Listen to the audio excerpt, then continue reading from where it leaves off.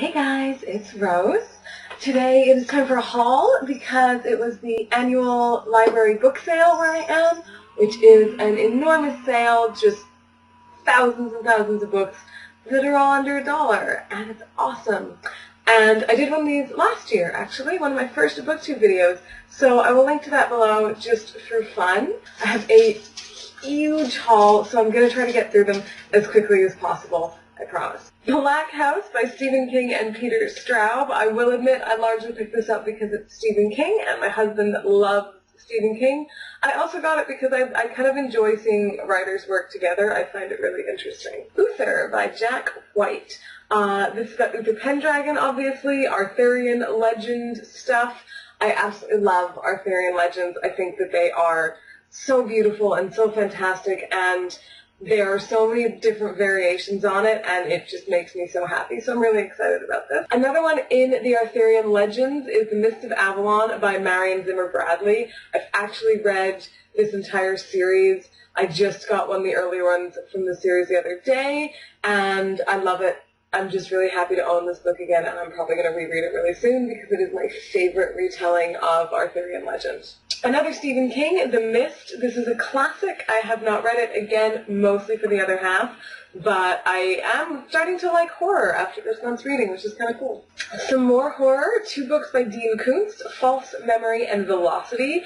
I really love Dean Koontz. I haven't read anything new of his for quite a few years, and I did this month with Strange Highways, and it reminded me how much I enjoy his storytelling. So I haven't read these 2 yet. I'm really excited to do that. Giles Frode's The Last King of Scotland. I have been meaning to read this for so long, so I was really glad to see it and grab it.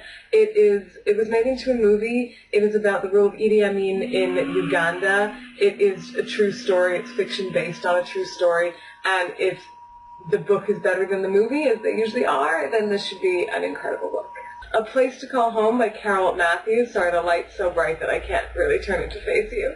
This is just kind of a silly, chick-litty type book because every now and then it's fun to pick one of those up and just read something because it's easy and fun and simple and enjoyable. Another very different kind of chick-lit, Persuasion by Jane Austen. I have read all of Jane Austen's books many, many, many times, but I don't currently own them all because I had to get rid of a bunch of them when I moved. So I've been collecting them again. This is the last that I need, I believe, so I was just really excited to pick that up and add it back to my collection. The Kite Runner by Khaled Hosseini.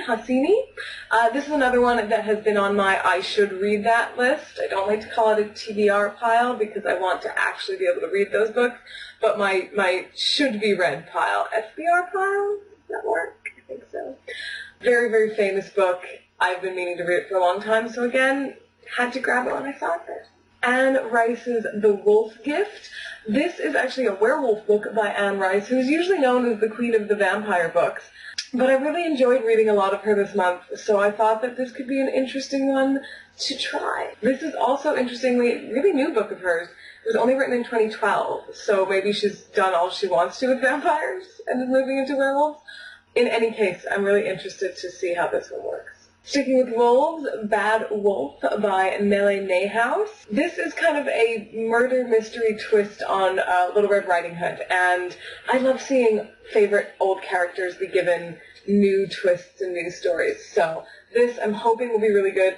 First, the other book in this series was written as Snow White Must Die, and that was massively popular, so hopefully this is really good as well. Water for Elephants by Sarah Gruen. This is another one made into a really successful film, and it is set in a circus. It's circus historical fiction, and I actually really love that. This is a lot of different elements that I adore, so I'm really excited, and I hope it's good. I haven't actually seen the movie of this, so I have no idea what I'm walking into, but I have high hopes. The Enchantress of Florence by Salman Rushdie. So obviously the author's name carries some serious weight with this book. It's also historical fiction, and it's historical fiction that centers on a woman, and those are 2 of my favorite things in the world of reading. So I'm really excited. I haven't read Salman Rushdie before, so I don't think so anyway. Sometimes I forget how many books I've read. So I'm really excited to be introduced to him with this one. Star Wars Order 66. This is a Republic Commando novel, a Star Trooper novel, perchance. I'm really excited to read everything in the Star Wars extended universe, and I've been reading bits of them every month or so, and they're kind of hit or miss, but I'm just excited to read the entire extended universe because I love Star Wars. Karen Robard's Shameless.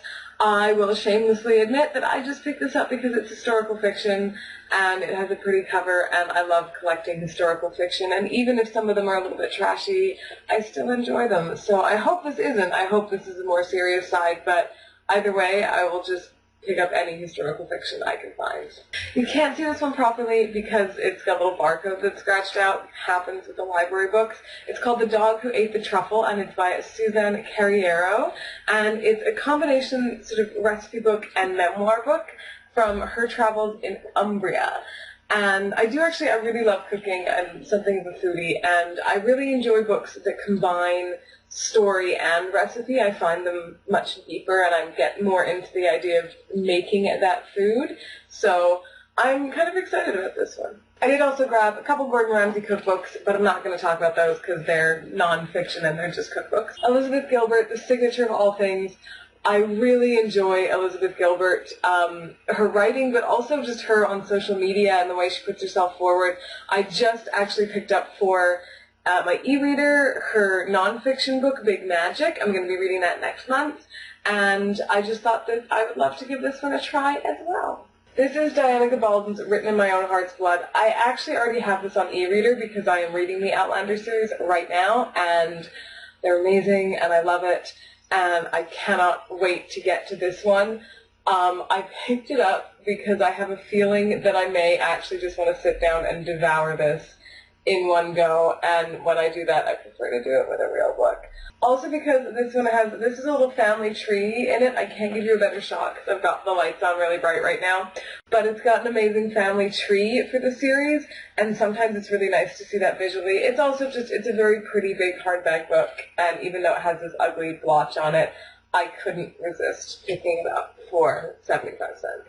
Also, 75 cents, like, come on. So that's my haul. It's a big haul. I did warn you of that, but it's really good to talk about books that I'm so excited about, that I'm not reading that I didn't like, or that I did, or that I maybe will, or that I'm reading for another reason, but just books that I just kind of went, I'm so excited by these. So that was today's haul. Believe it or not, the entirety of this cost me under $20. I'm so excited about that. I love a bargain, and I love books, and I now have so many more books that I think I need to buy another bookcase, which happens every year after this book sale. I will undoubtedly be reviewing some of these very soon, or adding them to my reading very soon. I think that I'm going to do a lot of historical and rereading in December, so I'll probably talk about some of these again soon. I wish that I had more time to read them all right now, because I'm really excited about them. And that's it. Thanks guys so much for watching. Bye.